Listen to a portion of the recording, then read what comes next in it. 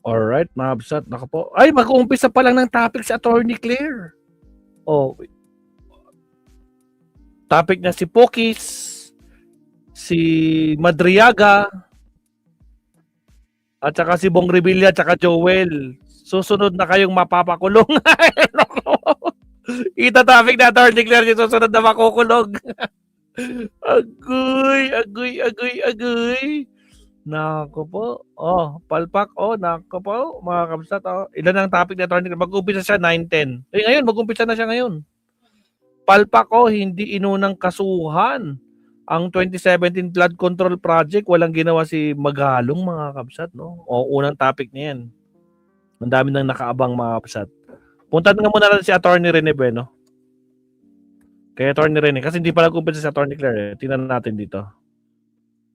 Ano ba ang latest kay Attorney Rene Bueno, mga kabsat? Alright, meron tayo dito. Naku po, ang ganda nito. Unbeatable charisma, mga kabsat, oh. Maduro versus Duterte. Nagsalita na si Vice Ganda, ano ang naririnig na maaaring batas from anti-wiretapping law to cyber explain. Oh. Ito. Napakinggan niyo na ba to, guys? Itong The Sleeping Giant. According to Attorney Rene, mga kabsat. O, sige, pakinggan natin to. Maganda to, guys, na napakinggan ko to 2 days ago. Work is a pain in the apps. My files are in this app. My chat's in this app. Sige, pasok, Attorney. Mag-Vicks Inhaler for fast relief mula sa barat. Again, sa mga bagong pasok, huwag kalimutan mag-like. The Sleeping Giant, Irene Marcos. You debit. Bakit kayo Sleeping Giant? Buenos dias, buenos tardes, mga amigos, mga amigas, sa aking mga kayubi sa Usapang Batas. Magandang araw po sa inyong lahat. Ako po ang inyong lingkod, Attorney Rene Bueno. Ngayon po ay ihimayin natin ang isang mahalagang paksa tungkol sa politika. Ito po ay may kaugnayan sa nalalapit na 2028 presidential elections. Yun. Sa paksa na to, gusto kong tingnan, no? Bakit itong Irene Marcos na nakakabatang kapatid ni President Marcos ay kino-consider ko bilang isang sleeping giant. Diba? Alam niyo po, sa mundo ng politika, ang isang sleeping giant ay isang leader na merong malaking potensyal. Ngunit nananatiling kalmado sa background. Tama. Doon lang yan sa likod. O kaya sa may gilid lang yan palagi. Agree ba kayo? At Kaya Attorney Rene Bueno, Sleeping Giant, itong si na nag-o-observe. Madam Irene Marcos. Alam niyo po, si Irene ay nagtataglay ng tinatawag na unbeatable charisma. Ito yung likas na alindog at seryosong dating na tatak Marcos. Isang presensya na hindi kailangang sumigaw para makakuha ng atensyon. Yung low profile kasi pagiging low profile ni Irene ay naging protection niya upang manatiling malinis ang kanyang pangalan at record mula sa ingay ng traditional na politika. Yun ang maganda sa kanya. Tahimik, nasa background lang, nag-o-observe, no, sa mga nangyayari sa ating bansa.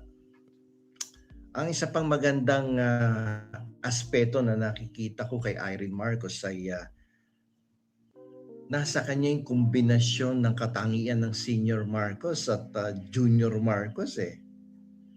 At para sa akin, siya yung perfectong successor. Oh! Dahil sa kanya, nagtatagpo ang dalawang magaling na katangian ng pamumuno. Unang-una, yung talino na Senior Marcos. Dala po ni Irene ang matalas na isipan at estratehikong pananaw ng kanyang amang si Ferdinand Marcos. Ay, naaway ba ni Marlica? Pagdating sa pagpaplano at pangmatagalang bisyon. Pangalawa, taglay din ni Irene yung puso at kabaitan Ni Pangulong Bongbong Marcos. PBBM. Namana niya rito yung busilak na puso eh.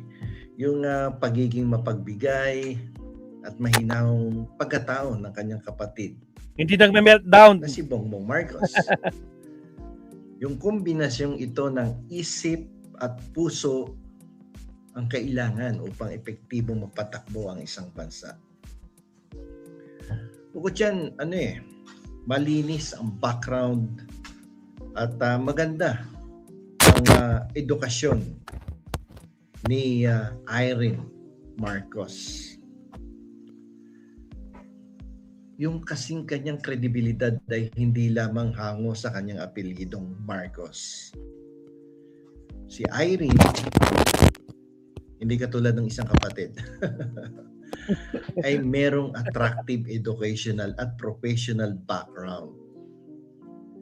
Siya ay isang edukadong babae na bihasa sa sining, sa musika, at pakikipag-ugnayan sa ibang bansa. Isa pa, hindi siya nasangkot sa mga away politika sa Senado o maging sa Kongreso. Siya ay tinitingnan bilang isang untainted leader, isang malinis na opsyon para sa mga mamamayan na naghahanap ng hindi isang traditional na politiko. Alam niyo po, dapat po nating maunawaan na ang pagpili sa susunod na leader ay tungkol sa kahandaan at katapatan sa nasimulang krusada. Si Irene Marcos ay hindi lamang po isang tahimik na tagamasid. Siya ay isang handang kahalili na may malalim na pag-unawa sa bawat proyektong inlunsad ng kasalukuyang administrasyon. Para sa akin, si Irene hindi niya na kailangang mag-aral pa sa kung paano magpatakbo ng bansa. Dahil ang disiplina at malasakit ay dumadaloy sa kanyang mga ugat. Taglay po niya yung talino ng kanyang ama, no? Upang palakasin ang ekonomiya at ang pusong mapagbigay upang protektahan ang bawat Pilipino. Isipin ninyo, yung kombinasyon na katangian ng matandang Marcos at yung kanyang kapatid na presidente sa kasalukuyan ay nasa kanya. Kapag dumating ang takdang panahon na ang bayan ay maghahanap ng katatagan at pagpapatuloy,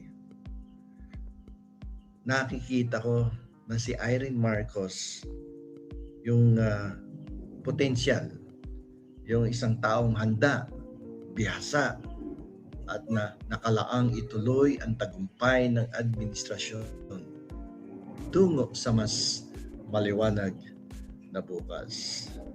Ba't ka pa titingin sa iba kung nandyan na si Irene Marcos na nakababatang kapatid ng ating kasalukuyang Pangulong President Ferdinand Marcos Jr. So yan po ay aking political opinion and analysis at yung pagbibigay ko na yan ng opinion na si Irene Marcos ay potensyal na maging successor sa kanyang mas nakakatandang kapatid ay may malaking posibilidad dyan. Sapagkat sino pa ang pagkakatiwalaan mo na ipagpatuloy ang mga programang nasimulan ni Bongbong Marcos? Wala nang iba kundi yung kanyang kapatid na handa at may angking talino upang ipagpatuloy ang kanyang mga nasimulan. So hanggang dito na lamang po. Ito po ang inyong lingkod, Attorney Rene Buwan. Grabe ang iksi lang pero malaman, mga kapsat, no? Agree ba kayo dito? kay Attorney Rene Bueno website na sleeping giant, especially itong si Madam Irene nakuha niya yung characteristics ng dalawang Marcos, senior at junior Marcos mabsat.